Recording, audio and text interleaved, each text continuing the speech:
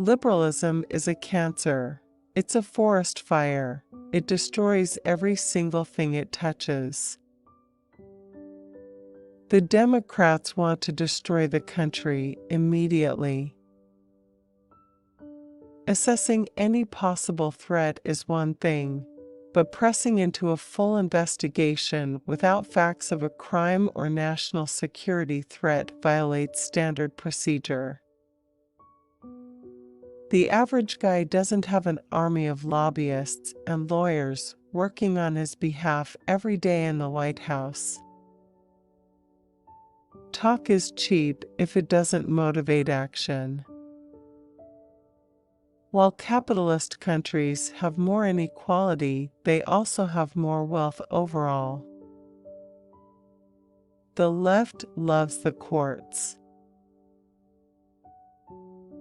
They hate constitutional limited government. Ironically, socialist countries do tend to have immediate short-term decreases in poverty before collapsing. If we had a flat tax code rather than a 70,000-page document full of cronyism and favors, bureaucrats and elected officials wouldn't have the power to do you any favors. That's what we need. You would have to compete on your own on a level playing field, but that's not what the government permits now. I'm done with President Obama, and frankly, so are my law enforcement friends.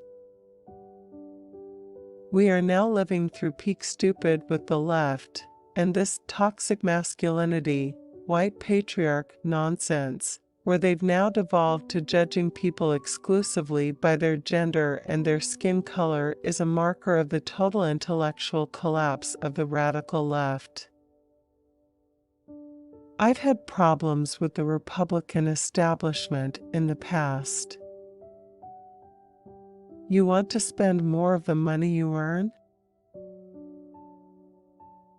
You want to control your own health care? And you want to pick where your kid goes to school? Then, welcome to the new Republican Party. That's us.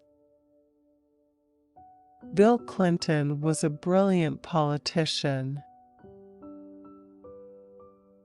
If President Obama was a brilliant politician, he would have come out before the election and said, "Hey, we're going to cut taxes, grow the economy, what I'm doing's not working, and we're going to change course like Clinton did."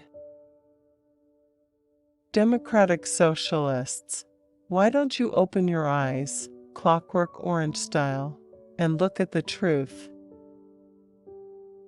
Israel is one of our staunchest allies in an increasingly volatile world.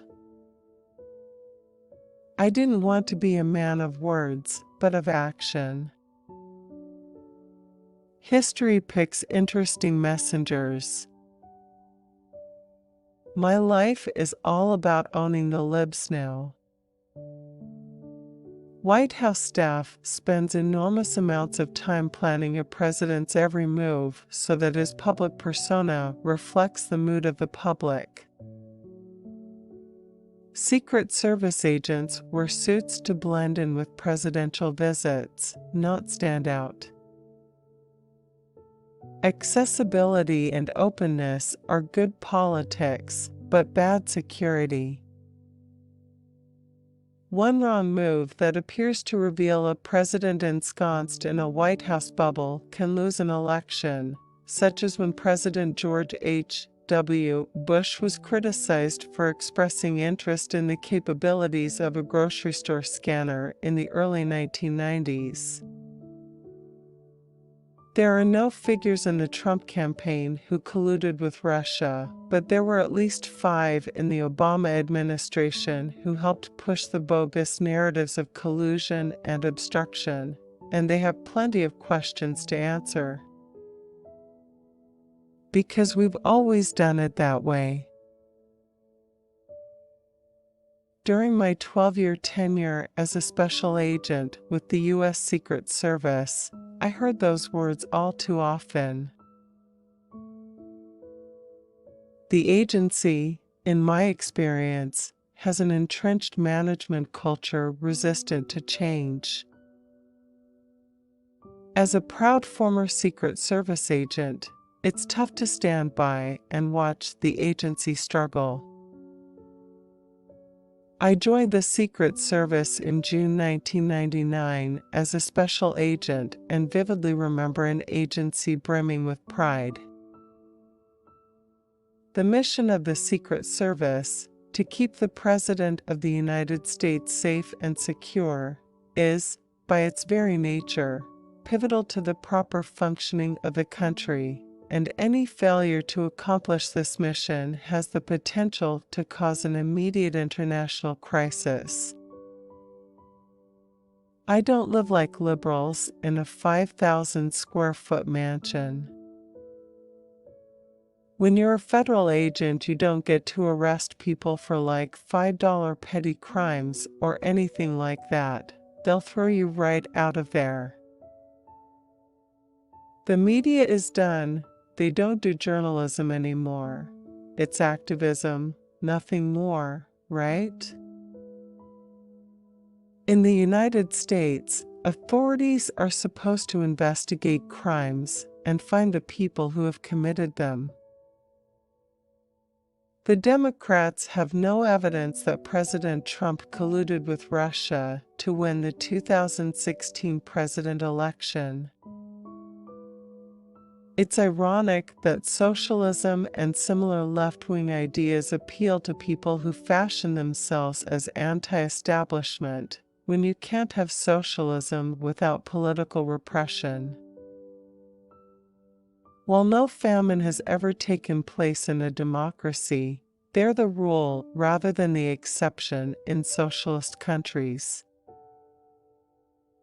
If you're an American voter, you should be absolutely disgusted right now by people like Bernie Sanders, a fraud and limousine liberal, and his new acolyte, Alexandria Ocasio-Cortez, and others, too.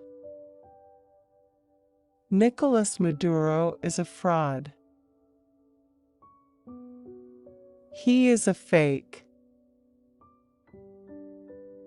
He is a charlatan.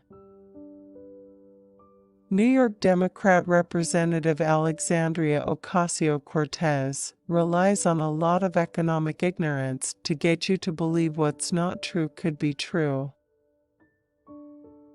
I don't give my money to the government.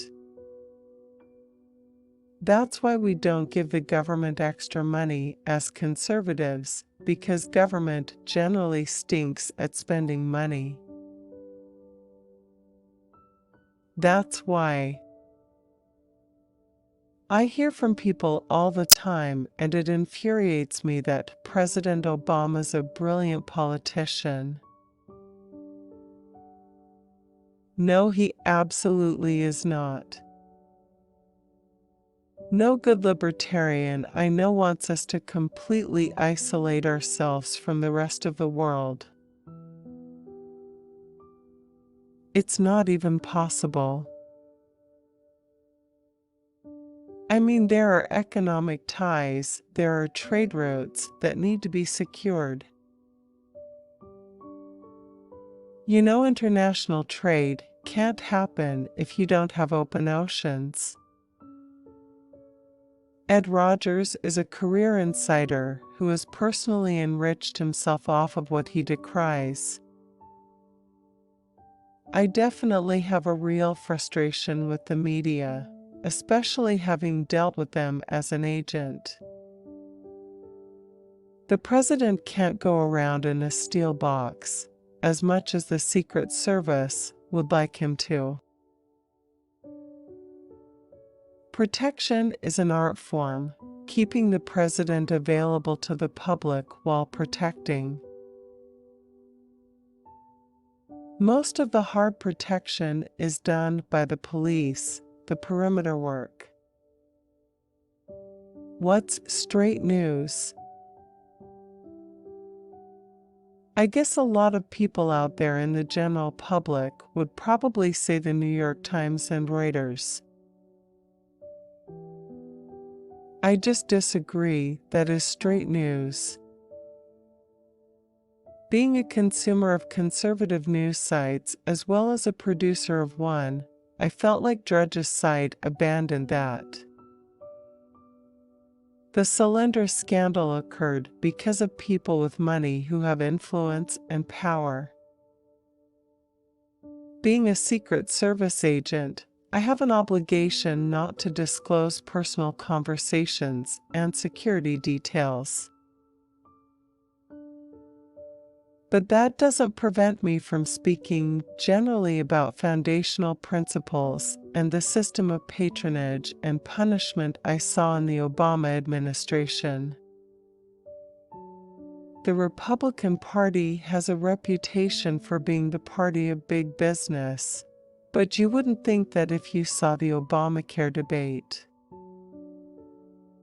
The big umbrella issue is, do I make a bigger difference on the outside of political process or on the inside? A law has to have teeth. Here's the deal. When conservatives lose elections, they change their strategy. When liberals lose elections, they want to change the rules. We have a problem with judicial activism in this country.